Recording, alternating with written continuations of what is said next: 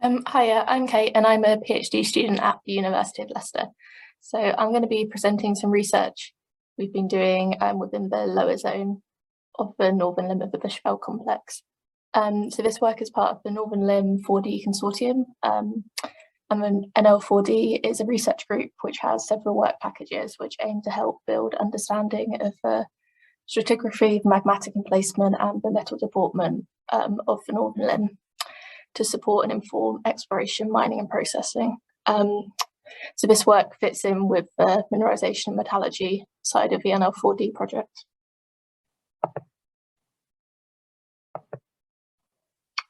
So the northern limb of the Bushveld Complex hosts mineralisation throughout its stratigraphy. So there's mineralisation within the giant plaque reef deposit within critical zone stratigraphy, but there's also deposits within the lower and main zones. So in the northern limb, the lower zone is really well developed in the Grass Valley area. So that's this area down here in the south of the limb.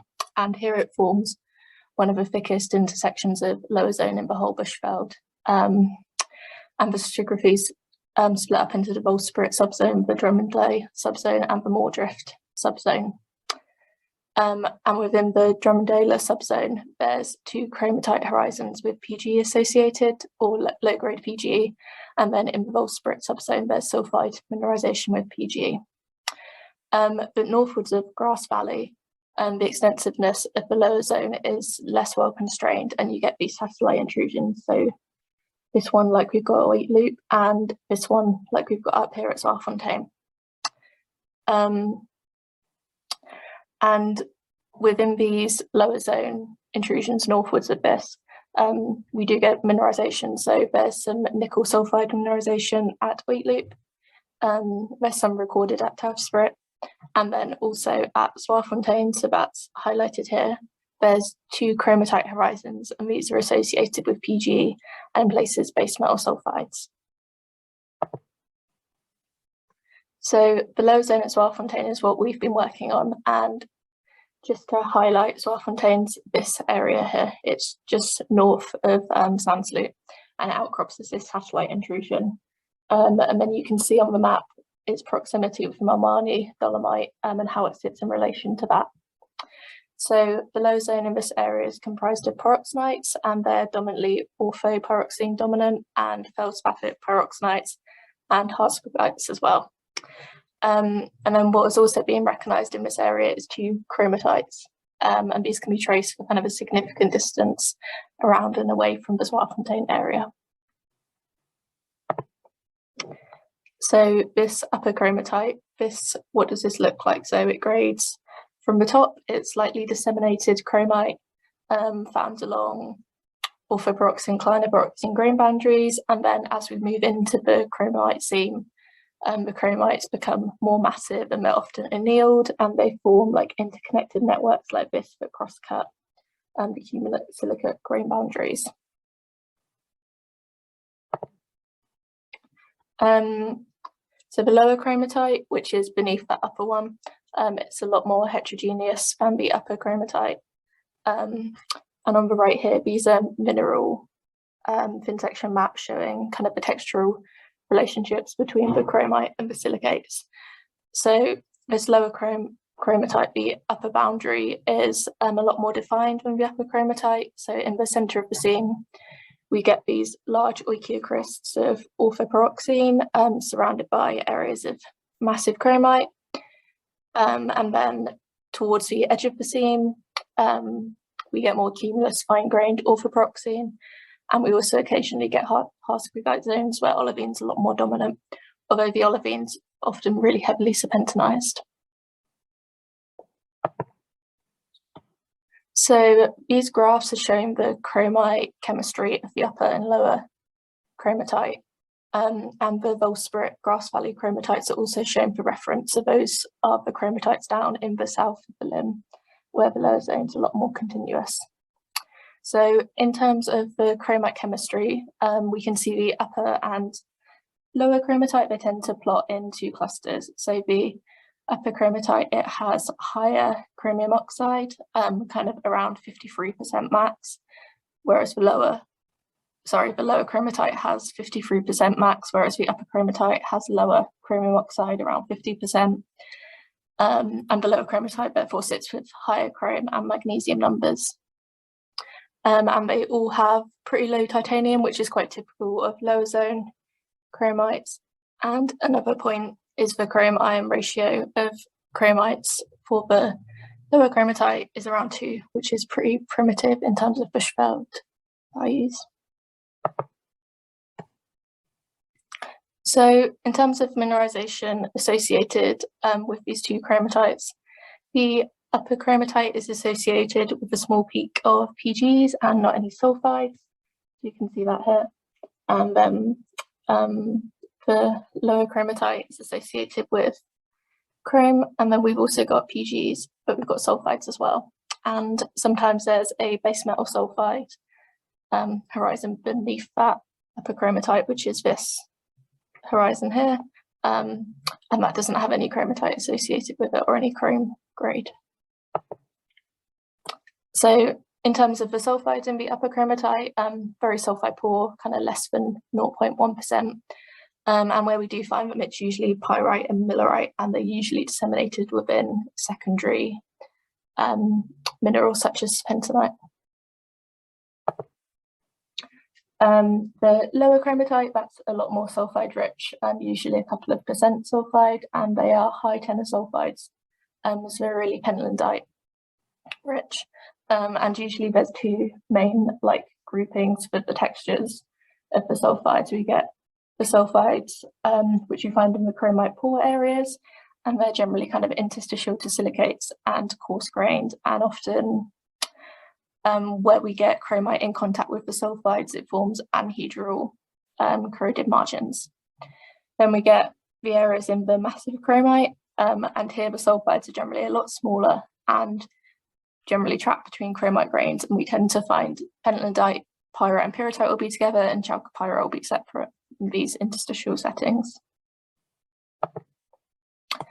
So the base metal sulfide band, which is the band which has PG and sulfide grade, but not really any chromite, that's very similar sulfide assemblage to the lower chromitite above. Again, very high tenor, being very pentlandite and chalcopyrite rich, although we tend to get more pyrrhotite than pyrite. And so in the upper chromitite, the PGMs are generally platinum and ruthenium rich. So generally PG arsenides, so that's mostly spherulite, and IPG sulfides, and that's mostly laurite, so rhodium sulfide. And all the PGM in this upper chromitite are generally pretty small, usually less than 10 microns. And most of the time there's some sort of chromite sulfide association. So a lot of the time the PGM hosted on chromite boundaries. Occasionally we have seen primary laurite and cuprite inclusions in chromite, which shows that these formed at magmatic high temperatures. So the lower chromitite, that has two assemblages of PGMs, which are associated with the different textures of chromite. So the first assemblage is associated with the semi-massive disseminated chromite, and that's predominantly platinum, palladium, bismuth, tellurides, and gold, silver minerals. So that's a pretty typical sulfide PGM assemblage. And in terms of the textures, they're generally found on the edge of sulfides or sulfide chromite boundaries. But although they're associated with sulfides, they're usually concentrated where you get the finer sulfides, not where you have the coarser sulfides. The second lower chromitite assemblage is found in the massive areas of massive chromitite, and this assemblage is really platinum dominant, so it's PPG sulfides, native platinum, and platinum bismuth tellurides. And then in the base metal zone, so that's the zone beneath the lower chromitite, the PGMs are very similar to the lower chromitite, generally palladium dominant, dominantly platinum, palladium, bismuth tellurides, and these always have a sulfide association. They're kind of almost always found on the edge of sulfide grey boundaries or within sulfides in the case of gold, silver minerals. And often the sulfides are surrounded by silicate alteration halos, and usually the alteration has come in after the PGM has formed, cross-cutting the PGM in places. So just to compare these all, so you can see the upper chromitite, we have a platinum and rhodium dominant assemblage, then in the lower chromitite and the base metal sulfide zone. This is kind of dominated by platinum, palladium, bismuth tellurides. And that's the lower chromitite and the base metal sulfide zone. Those assemblages are very similar between the two horizons. So this slide shows some PG whole rock data, which Ian collected. And you can see rhodium is very high in all of the samples. We haven't seen a lot of, particularly in the lower chromitite and the base metal sulfide zone, and we haven't really seen a lot of rhodium PGMs to account for this. So we think these must be caught within the sulfides. And then if I just highlight this graph on the right here, so these are PG profiles from chromatites from the lower zone at Grass Valley, so that's this one here, and then from some chromatites at Overacel from the flat reef here. And you can see the profiles are pretty flat, and that's kind of what you expect for a chromatite, whereas our profiles on the left here, these are a lot steeper. They kind of have a slanted M shape due to the significant rhodium enrichment and the platinum depletion.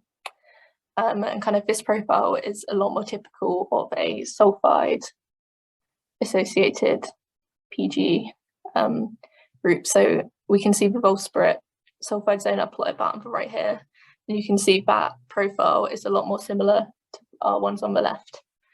And Volspirit is a low zone hosted sulfide deposit. Yes, although these upper and lower chromatites, they've got PGE associated with them, and that PGE is associated with chromatite, both the PGE profiles and also the PGM assemblages that we've been seeing are pointing more towards a sulfide attributed formation. So we think what could be happening is the association of PGE and sulfide grade with chromite may be more to do with mechanical mechanisms. So the chromite has controlled sulfide percolation, allowing concentration of PGM and sulfides, rather than chromite having a chemical role, because that's how the sulfides acted. And although we don't really see any sulfides in the upper chromitite, it looks like there's been a lot of fluid interaction, which has removed sulfides. So that would account for the big gold negative anomaly in the upper chromitite profile. So in terms of what is next, we want to test what role localized contamination has played. So the lower zone is in close proximity to the Malmani dolomite, and assimilation of Malmani dolomite has been attributed to sulfide saturation in quite a few other lower zone deposits farther south. So kind of this is something we would like to test for the lower zone at Zwartfontein, using some sulfur isotopes.